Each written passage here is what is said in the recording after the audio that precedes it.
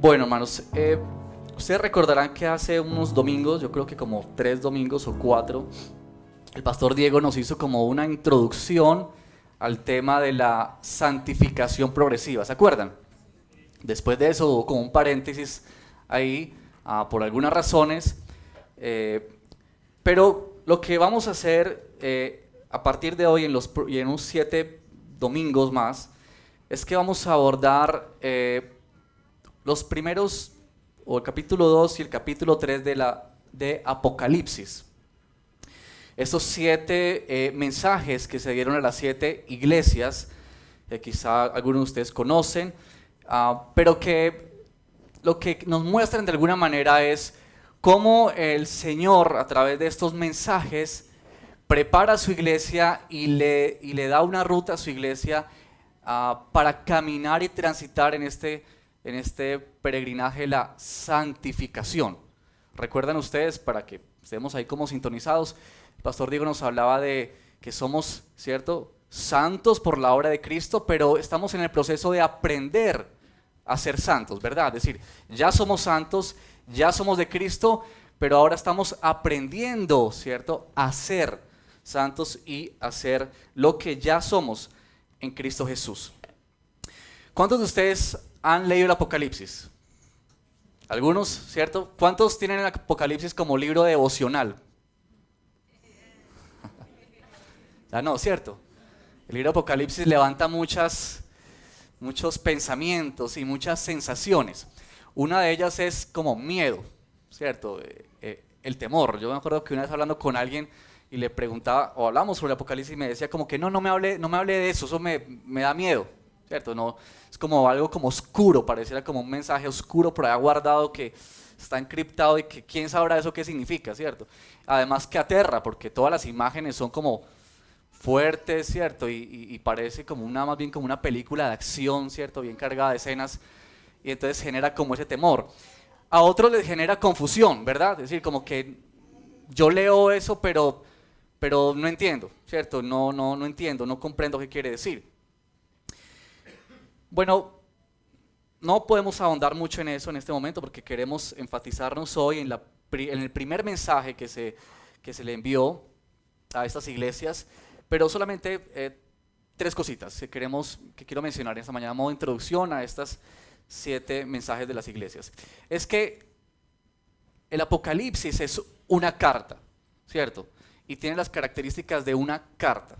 Tiene un saludo, tiene alguien que remite esa carta, alguien que es como mensajero, ¿cierto?, para enviar, que es el apóstol Juan. Y lo que nos deja ver de alguna manera es que este libro de Apocalipsis se nos da para que la iglesia sea preparada para enfrentar las amenazas que puede enfrentar, ¿cierto?, que puede sufrir y permanecer fiel al Señor.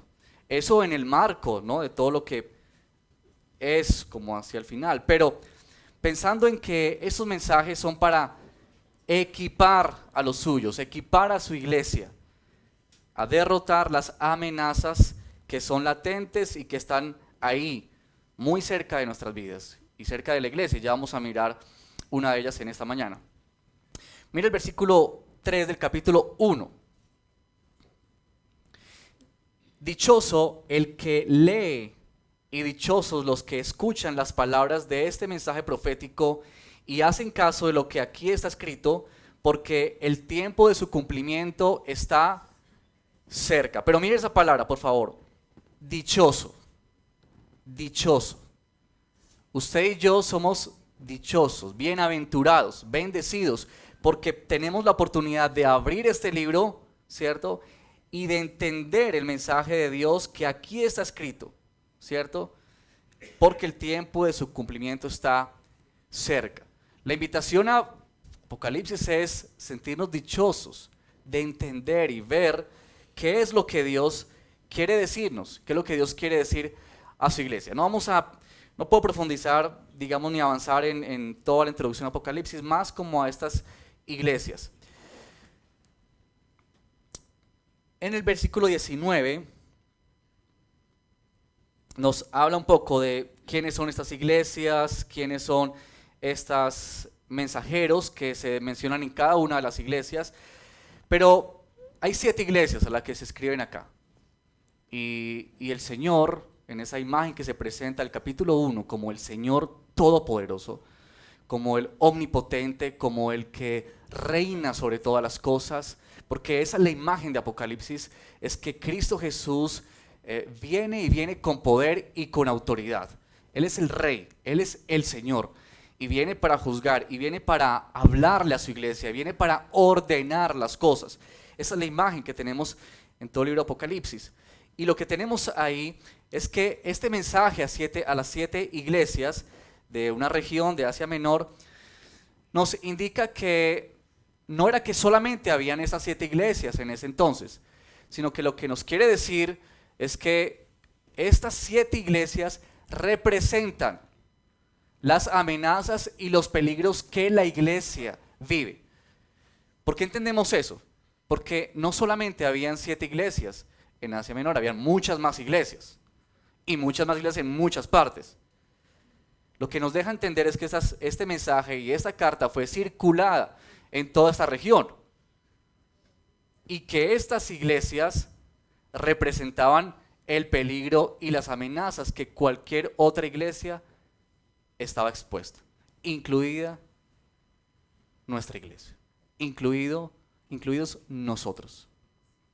Así que con esa idea entramos aquí al capítulo 2, versículo 1. Capítulo 2, verso 1, vamos a leer este mensaje a la iglesia de Éfeso. Y quiero que leamos ese texto con la siguiente idea, una situación que quiero recrear en nuestra imagen. Imaginémonos que usted ha invitado a unas personas a su casa a ofrecerles un almuerzo. Y entonces usted se prepara para tener el almuerzo listo el día señalado, ¿cierto?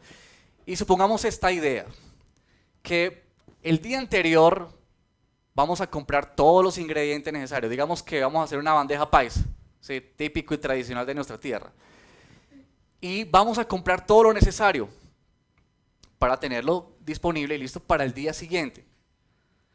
Porque el día siguiente, el día de la preparación, todas las tiendas y todos los supermercados están cerrados. ¿Por qué? Imagínese lo que usted quiera. Festivo, 1 de enero, yo no sé, cualquier circunstancia. Pero usted no tiene opción ya de salir. Lo que compró, compró. Y usted compró sus ingredientes, lo que necesitaba para esta bandeja, este plato exquisito, y se fue a su casa. Al día siguiente usted se levanta a preparar los alimentos. Y comienza a tiene todo organizado, todo listo. Y se da cuenta, cuando comienza a cocinar, que no tiene sal. No le queda nada.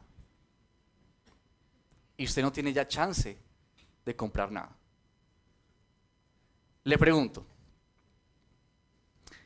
¿para usted será este un faltante como cualquier otro? ¿Qué piensa usted? Si no tengo este ingrediente, ¿qué pasa? ¿Cómo le voy a ofrecer yo, cierto, el almuerzo a mis invitados? ¿Usted ha comido alguna vez frijoles sin sal? Yo sí. Y usted ve ese plato de frijoles y uno está provocado de ese plato, ¿cierto? Y manda unos a cuchara y la primera, y cuando usted siente que eso no tiene sal, como que se le daña todo el almuerzo, ¿cierto? Yo quiero invitarlos a que pensemos en esa idea y leamos el texto con eso en mente. Escribe al ángel de la iglesia de Éfeso. Esto dice el que tiene las 7 estrellas en su mano derecha y se pasea en medio de los 7 candelabros de oro. Conozco tus obras, tu duro trabajo y tu perseverancia. Sé que no puedes soportar a los malvados y que has puesto a prueba a los que dicen ser apóstoles, pero no lo son. Y has descubierto que son falsos. Has perseverado y sufrido por mi nombre sin desanimarte. Sin embargo, tengo en tu contra que has abandonado tu primer amor.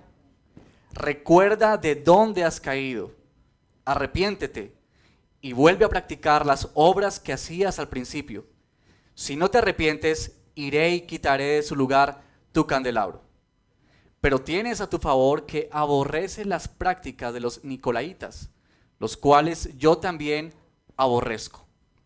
El que tenga oídos, que oiga lo que el Espíritu dice a las iglesias. Al que salga vencedor le daré derecho a comer del árbol de la vida que está en el paraíso de Dios. Este texto es precioso como todos los mensajes a la iglesia, pero también muy confrontador.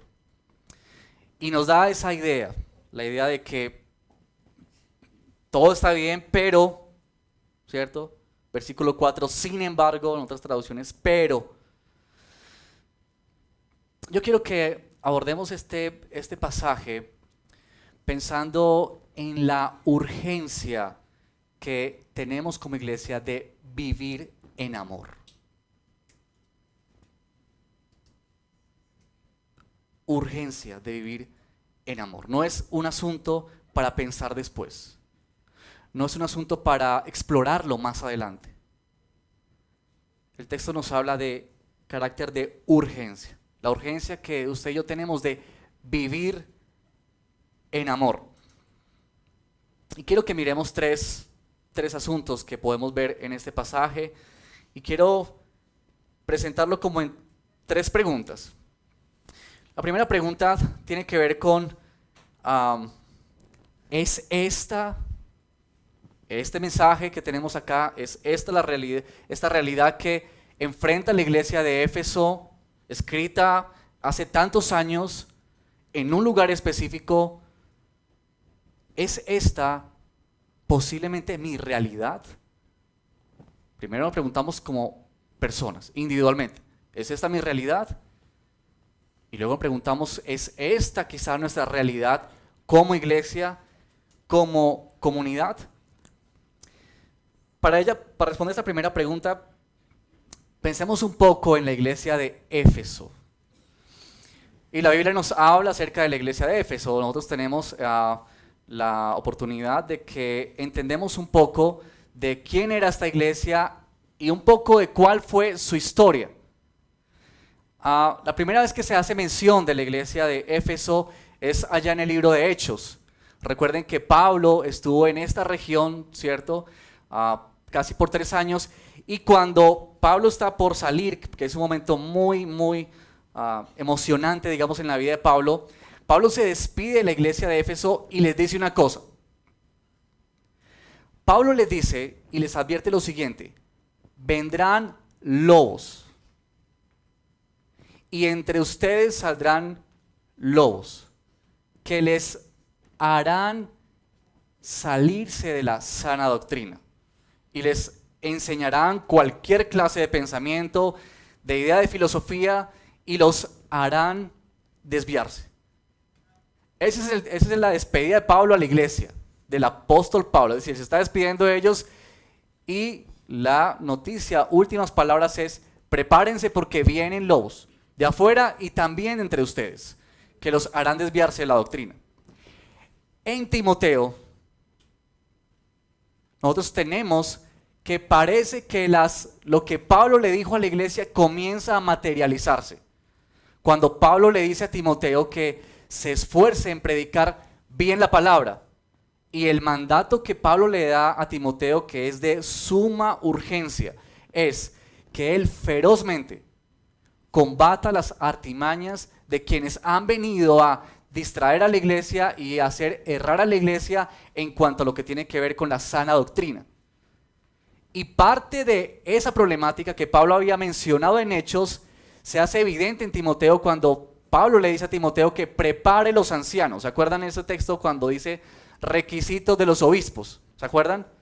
Tiene que ver porque Pablo le está diciendo a Timoteo: la amenaza y la situación está adentro de la iglesia.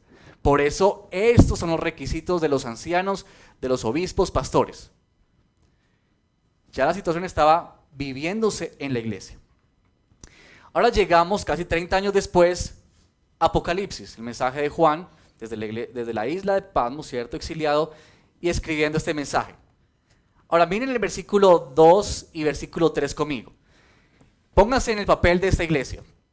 Han pasado 30 años y aquí nos deja ver el mensaje, cuál es el estado de esta iglesia 30 años después. Conozco tus obras, tu duro trabajo y tu perseverancia.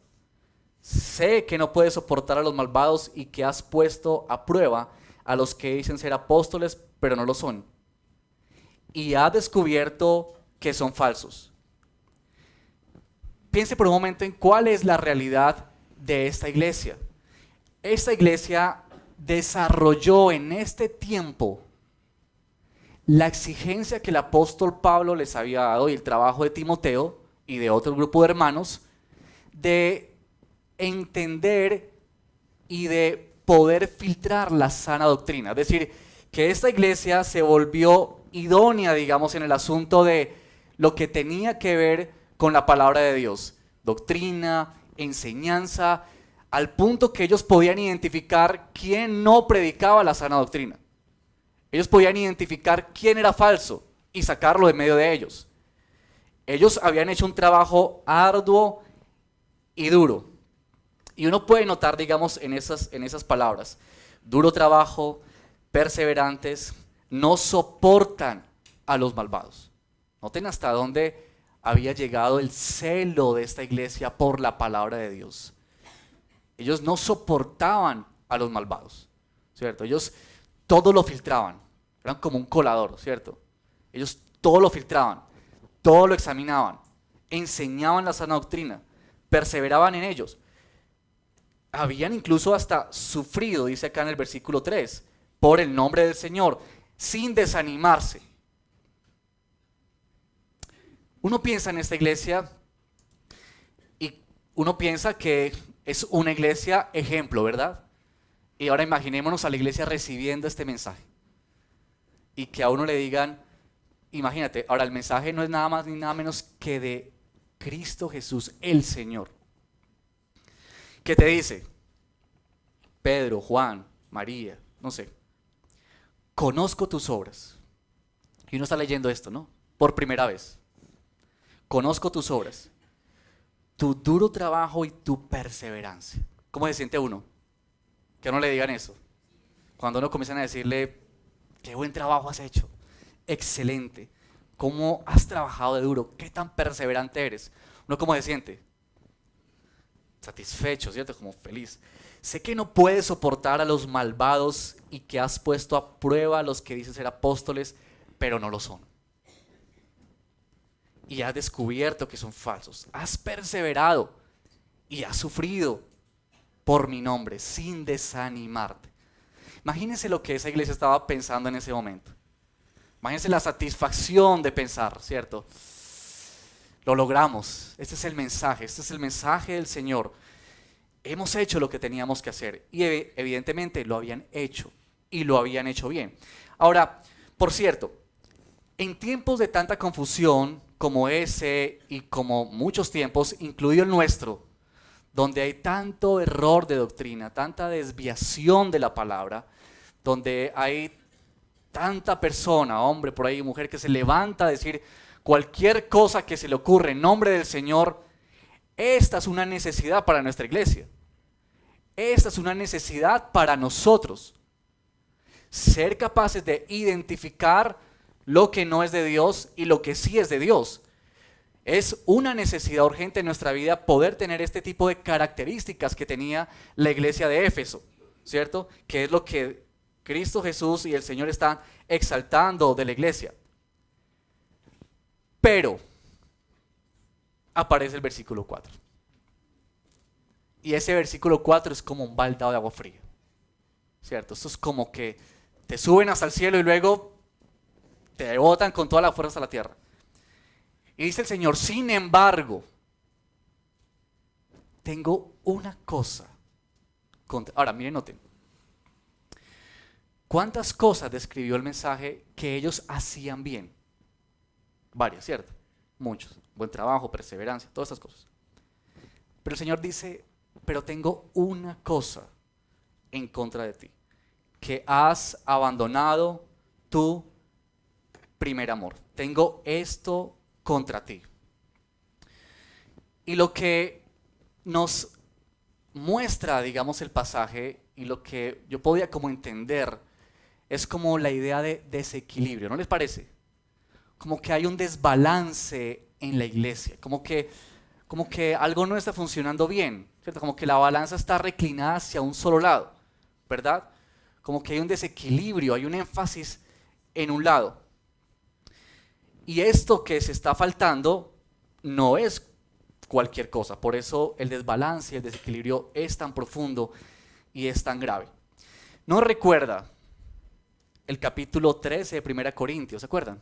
Ese capítulo famoso, ¿cierto? Del amor. Y recuerdan ese pasaje donde Pablo le dice a la iglesia, ¿cierto? Si tuviésemos todos, ¿cierto? Los dones, hablar en lenguas, profecía, ¿cierto? Revelaciones y toda esa cantidad de cosas, pero no tengo amor, ¿qué vengo a hacer? No solamente nada, ¿cierto? Porque Pablo hace un énfasis muy fuerte ahí, es no solamente que no pasa nada, es peor que eso. Yo puedo estar aquí y puedo estar sentado sin escuchar nada. Pero si yo cojo la batería y yo que no te sé nada de música, ¿cierto? Y comienzo a pegarle a eso, a lo que caiga ahí y a jugar con esa batería, ¿usted estaría cómodo estar sentado ahí? No, ¿cierto? Se vuelve tan incómodo, se vuelve tan fastidioso el ruido, ¿cierto? Y esa es la idea que tenemos acá en Apocalipsis. Así que tienes todo esto, pero, y ese pero que falta, o eso que falta a la iglesia, que es el amor, no es cualquier cosa. Es que genera tanto desbalance, es que genera un desequilibrio en la iglesia, genera un desequilibrio espiritual y un desequilibrio, por tanto, en la conducta de la iglesia. Y yo estaba pensando en este asunto. ¿Cómo es que la realidad de esta iglesia de Éfeso, escrita ya hace tanto tiempo a una iglesia específica, puede ser mi realidad y puede ser mi situación? Quizá nosotros apreciamos la sana doctrina, amamos la sana doctrina. Y algo que apreciamos en nuestra iglesia es esa profundidad por la escritura, ese interés de avanzar en conocer más de la palabra, de leer libros, de avanzar, precioso, urgente, necesidad, tiene que estar presente. Pero aquí el asunto es si eso para mí es suficiente. Si creo que con eso está bien. Y algo que tenemos que pensar es si lo que yo hago llega a ser lo que yo creo que es importante para Dios. Y donde tenemos que parar y evaluar, ¿es esto que yo hago suficiente? Y pensemos en varios términos como servicio, lo que yo hago en la iglesia, el tiempo que yo entrego para la obra de Dios, los recursos materiales que yo doy para la obra de Dios. La pregunta ¿es esto suficiente? Porque si esto no está sazonado con el amor, estamos viviendo una vida de desequilibrio. Algo no anda bien. Y eso tenemos que evaluarlo. ¿Es quizá esta nuestra realidad? ¿Es quizá esto lo que estamos viviendo en nuestra vida? Que hacemos cosas para Dios, desarrollamos cosas para Dios, invertimos tiempo para Dios, damos cosas y dinero para Dios, pero estamos viviendo un desequilibrio quizá en nuestra vida espiritual y de conducta, donde nos falta el amor. Ahora, la segunda pregunta que yo quiero responder para entender un poco más este pasaje es: ¿por qué es tan grave este problema? Es decir, si esta es mi realidad, ¿por qué es tan grave el problema? Mire, el verso 5 al final plantea una advertencia tan fuerte: si no te arrepientes, iré y quitaré de su lugar tu candelabro. ¿Por qué es tan grave este asunto a los ojos de Dios? Quizá porque es el primer mensaje que se envía, ¿cierto?, a esta iglesia. Es el primero que encontramos en la lista de mensajes a estas iglesias. ¿Por qué es tan esencial? ¿Por qué es como tan vital que si no está presente, entonces el desequilibrio es comunal y el error es grandísimo? Para entender un poco esto, nosotros necesitamos levantar un poco la mirada de este texto de Apocalipsis y ver un poco más en amplitud lo que nos habla la Escritura en torno a este término de amar. Ahora miren que ahí dice primer amor, ¿cierto? Has abandonado tu primer amor. Lo que menciona acá que está muy relacionado con este verso de las obras que hacías al principio y que también está conectado con esta palabra de recuerda. ¿Sí la ven ahí? Versículo 5, recuerda de dónde has caído y más adelante vuelve a practicar las obras que hacías ¿cuándo? En el principio. No es que haya muchos amores y que olvidamos el primero, ¿sí? Como una secuencia de amores o una lista de amores, sino lo que está refiriendo a este primer amor es algo que se tenía en su momento, pero que con el tiempo se fue perdiendo, hasta el punto que casi que se desaparece. Ya no está ahí. Esta idea nos viene porque ustedes recordarán que cuando al Señor Jesús le preguntaron acerca de, oye Jesús, ¿cuál es el mayor mandamiento? ¿Se acuerdan de ese texto? Mateo capítulo 22, verso 34. ¿Qué fue lo que respondió Jesús a esta gente?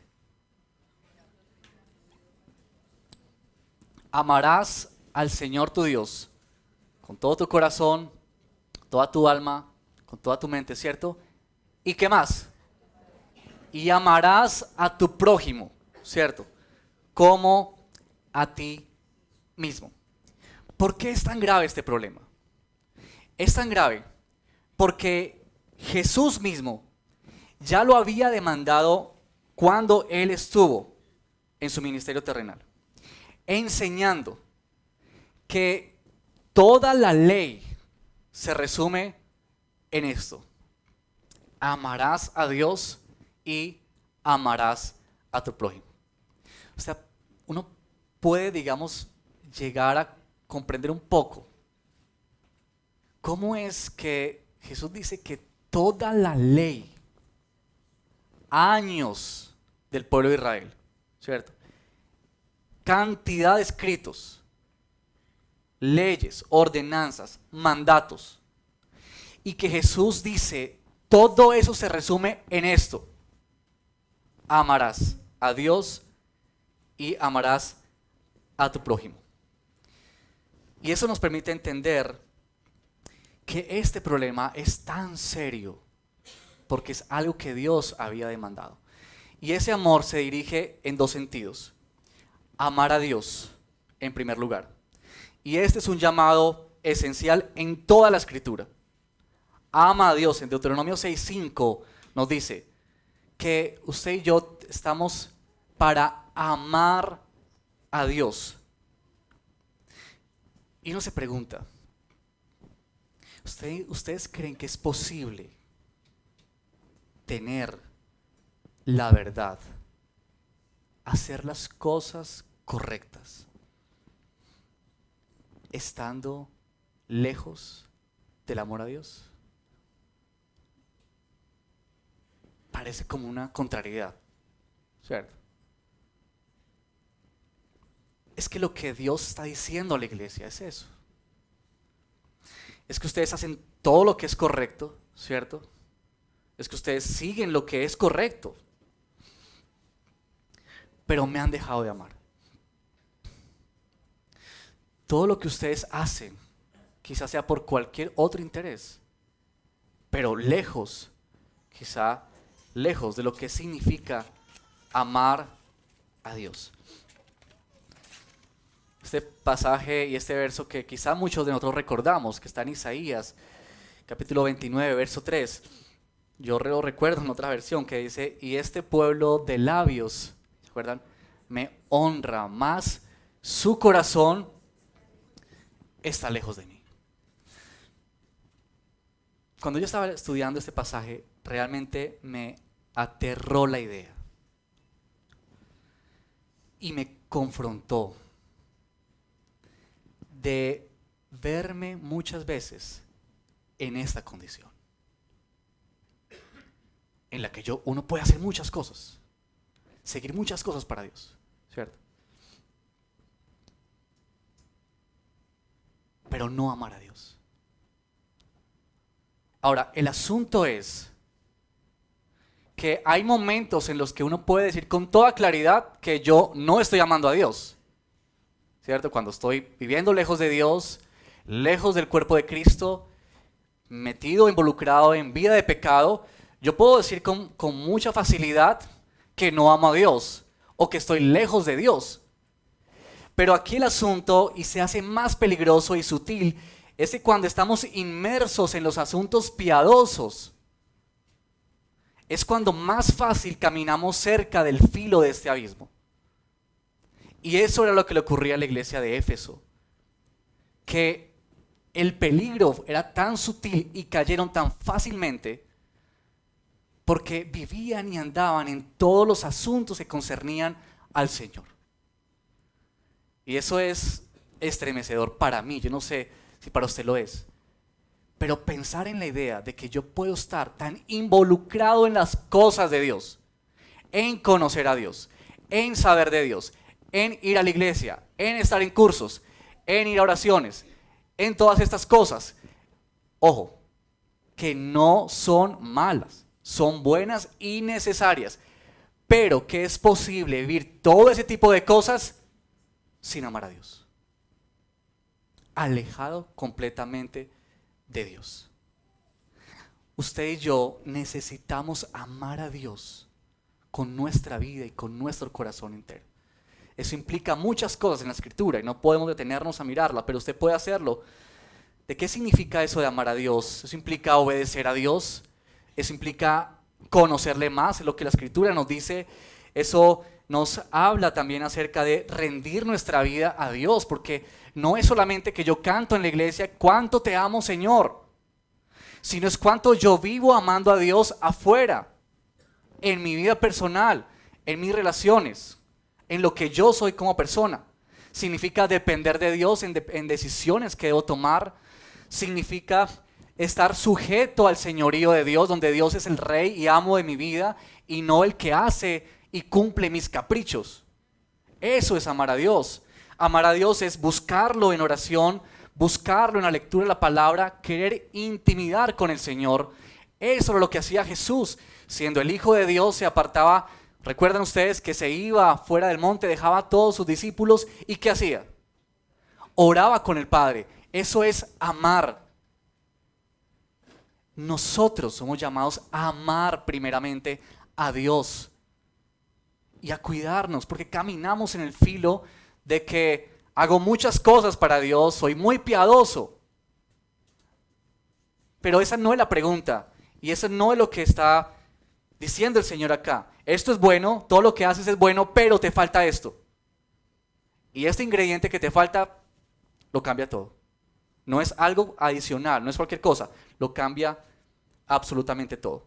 Lo segundo es que este amor está dirigido hacia el prójimo, hacia el otro. Y eso es un tema muy bello en la Escritura, porque cuando hablamos de términos o cuando hablamos de la santidad, hablamos de quién es Dios, hablamos de su carácter y hablamos de que nosotros como pueblo de Dios, como iglesia, como hijos de Él, somos llamados a reflejar quién es Dios. Eso lo tenemos en el Antiguo Testamento. Y cuando Dios llama a su pueblo, ¿cierto?, de Egipto y lo saca a libertad, lo lleva para que ellos se conviertan en quienes reflejan la gloria de Dios a las otras naciones. En Levítico capítulo 19 tenemos ese verso y ese llamado precioso que dice: sean santos porque yo soy santo. Y luego comienza a describir qué significa o las implicaciones de esa santidad. Y en el verso 18 tenemos, amarás a tu prójimo como a ti mismo. Es decir, que reflejamos el carácter de Dios y su santidad cuando usted y yo amamos a otros. Y el Nuevo Testamento, especialmente en las cartas de Juan, que Juan es tan radical, o es blanco o es negro, ¿cierto? Juan llega a decir que el que no ama a su hermano no conoce a Dios. El amor de Dios no puede estar en él. Y eso es muy confrontador, es muy confrontador. Así que este amar es amar a Dios, pero ese amar a Dios me conduce inevitablemente a amar al otro. Yo no puedo decir que yo amo con todo mi corazón a Dios, lo amo con todas las fuerzas de mi vida, pero también aborrezco con todas mis fuerzas a esta persona. Eso es incoherente. Eso no es lógica en la Escritura. Es que si tú amas a Dios y si amamos a Dios, entonces amamos a otros. Y noten acá, no es el asunto solamente de no odiar, porque es que somos muy olímpicos nosotros, ¿cierto? Y uno piensa en esto y uno piensa, bueno, yo no odio a nadie, yo no tengo rencor contra nadie. Pero aquí nos habla de practicar las obras que hacías en el principio. Nos habla que hay una expresión de ese amor. Y a mí me fascina esta frase que hay en el Nuevo Testamento de los unos a los otros. ¿La recuerdan? Los unos a los otros. Exhórtense unos a otros. Sopórtense unos a otros. Considérense unos a otros. Y miren esta que encontré. Salúdense unos a otros. Enseñen unos a otros. Y esa frase de unos a otros está en el marco y tiene inmersa el asunto del amor en nuestra vida.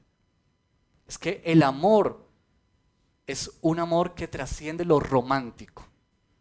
Las expresiones de cariño son bellas. Cuando abrazamos al hermano, ¿cierto? Y le decimos que cuánto lo amamos, que esa camisa que trae, cómo le queda bonita, ¿cierto? Que cómo se ve bien hoy.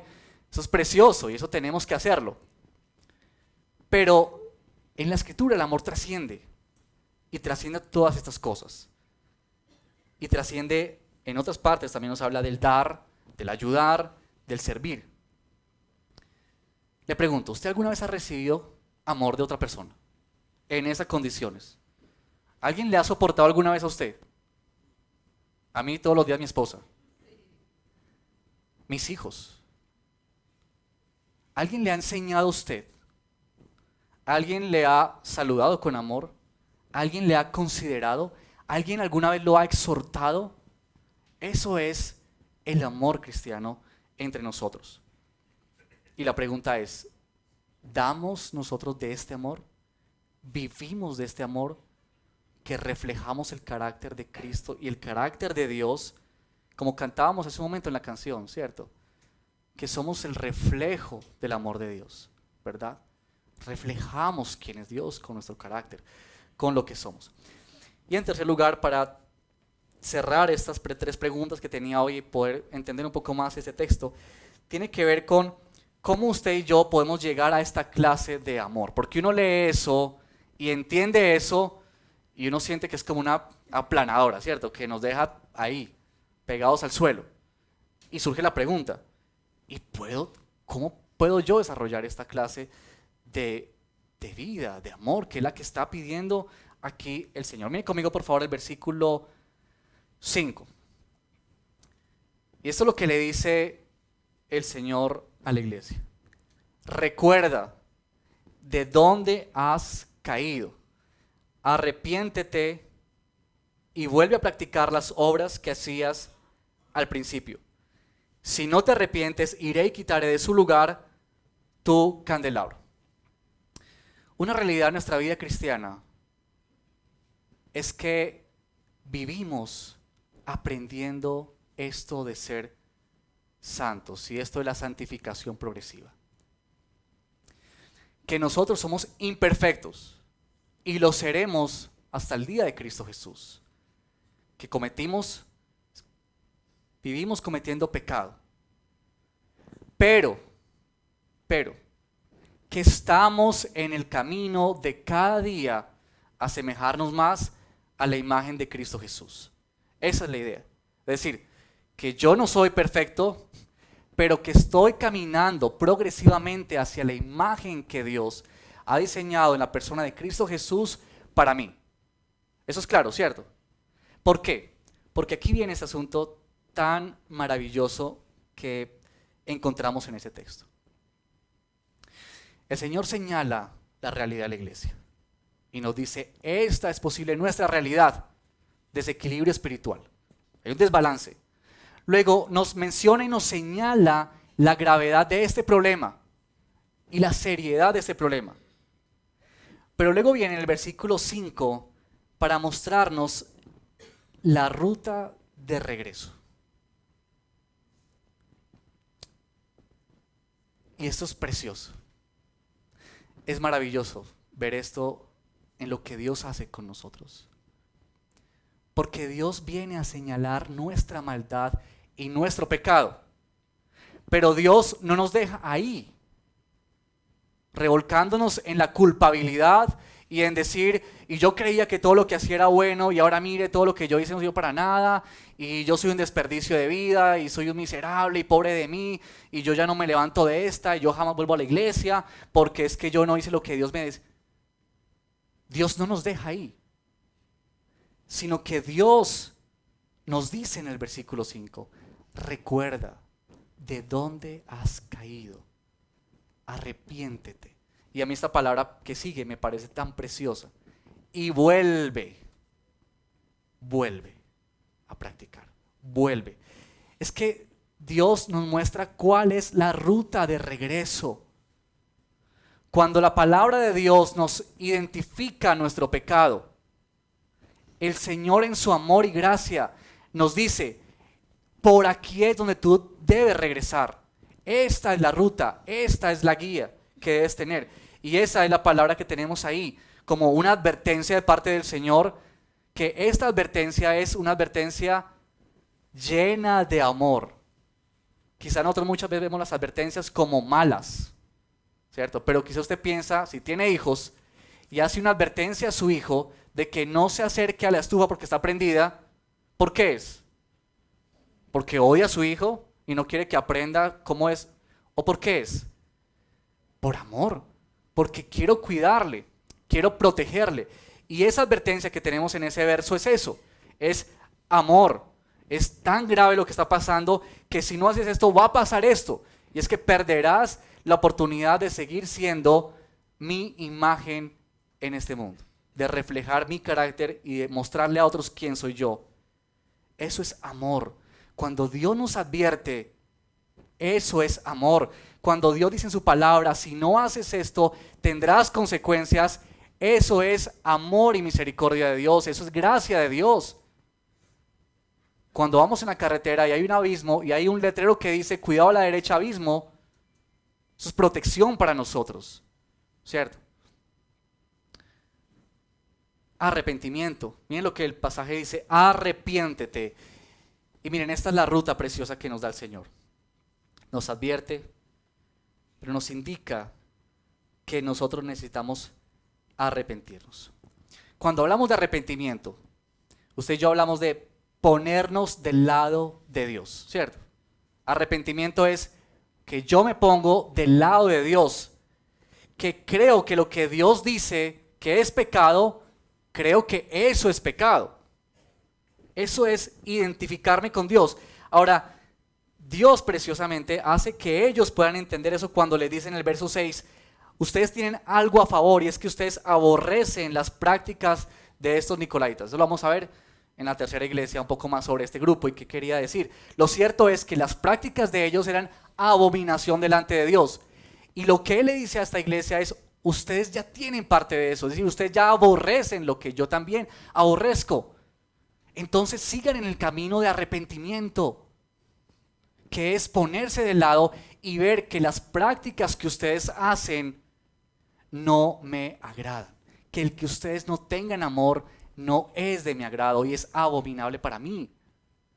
Es póngase de mi lado, es ver a Dios ver las situaciones, ver el pecado a través de la palabra de Dios y de lo que Dios dice que eso es pecado. Es aborrecer lo que Él aborrece. Y la vida cristiana es eso, es que continuamente usted y yo podemos venir a la presencia de Dios en arrepentimiento. Quiero terminar con esto. Verso 1 y el verso 7, que es una imagen preciosa. El verso 1 habla de que el que manda este mensaje, el que tiene las 7 estrellas, que son los mensajeros, en su mano derecha, y se pasea en medio de los candelabros, que son las iglesias, nos muestra la presencia de Dios en medio de nuestra vida. Y algo que es esperanzador en este texto es que Dios está presente en medio de nuestra iglesia y en medio de nosotros como creyentes y como hijos de Dios. ¿Y que Él está presente para qué? Para mostrarnos nuestro pecado. Porque la vida cristiana no es que no pecamos, sino que volvemos a la ruta que nos conduce una vez más a Cristo. Y es tan especial esto del arrepentimiento, porque el arrepentimiento tiene un ingrediente adicional, y es que el arrepentimiento verdadero nos pone frente a la obra de Cristo. Y cuando usted y yo estamos frente a la obra de Cristo, es que podemos arrepentirnos verdaderamente. De lo contrario será remordimiento, será pesar. Pero cuando nos arrepentimos verdaderamente es porque estamos viendo la obra de Cristo. Y la obra de Cristo nos habla de que Él nos amó a nosotros. El versículo 5, el versículo 6, sí, 5, en la mitad del capítulo 1 dice: al que nos ama y que por su sangre nos ha librado de nuestros pecados. ¿Saben por qué usted y yo podemos amar a Dios y amar a otros? Porque Dios nos amó primero. La única manera en que usted y yo podemos expresar amor es que podemos entender cuál es el verdadero amor. Y eso es lo que también tenemos en 1 Juan 4, 10, 19. Versículo 10 y verso 19. Que nos habla acerca de que en esto conocemos el amor.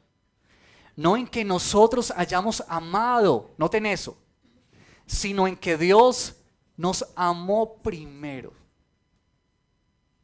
¿Cómo es que podemos vivir esta clase de amor? No es en cuanto yo me esfuerzo en amar, sino es en cuanto yo me entiendo amado por Dios. En cuanto yo puedo comprender el amor de Dios. Que siendo yo tan pecador, ¿usted ha pensado en cuán pecador es usted? Yo he pensado muchas veces cuán pecador soy yo. Con mi carácter, con mi impaciencia, con mis pensamientos, y saber que todos los días Dios me regala de sus misericordias y tiene paciencia conmigo y sigue obrando en mi vida como vasija de barro. Eso es gracia, eso es misericordia, eso es amor de Dios. Y podemos amar a otros porque Dios nos ha amado a nosotros. Y eso nos recuerda de que usted y yo vivimos en este camino de peregrinación para conducirnos hacia ese lugar precioso que Dios ha preparado para nosotros. El que saliere vencedor comerá del árbol de la vida, que tiene que ver con la presencia de Dios, vivir en la presencia de Dios, ¿cierto? Y poder disfrutar de Él en gran manera. Yo creo que cerremos nuestros ojos y oremos al Señor en esta mañana para terminar con esta enseñanza.